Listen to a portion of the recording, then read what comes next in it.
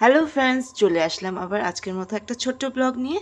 আমি আর হাজব্যান্ড চলে গেছিলাম স্পোর্টস জাংশনে। আজকে এটা হলো আমাদের অশোকনগর বিল্ডিং মোড়ে। আমার ছেলের জন্মদিন এই মাসের শেষে। ও বাবার কাছে এবার আবদার করেছে কি ওর এবার বার্সেলোনার জার্সি চাই। এখানে কিন্তু সব রকম স্পোর্টস আইটেম পাওয়া যায়।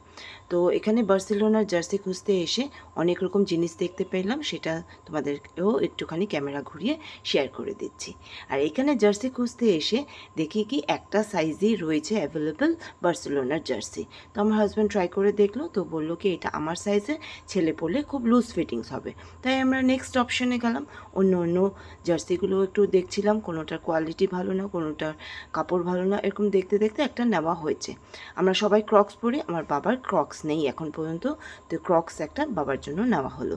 আমিও একটা জুতো নিলাম। এই করে আমরা ওখান থেকে বেরিয়ে আসলাম। বাড়িতে এসে ছেলেকে বললাম ট্রাই করে দেখো। এই জার্সিটা কিন্তু প্যান্ট আর শার্টটা একসাথেই সেটের।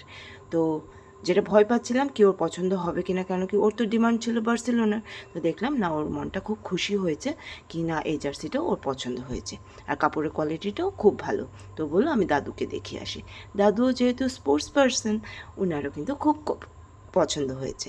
জুতোটাও দাদু পরে দেখলো।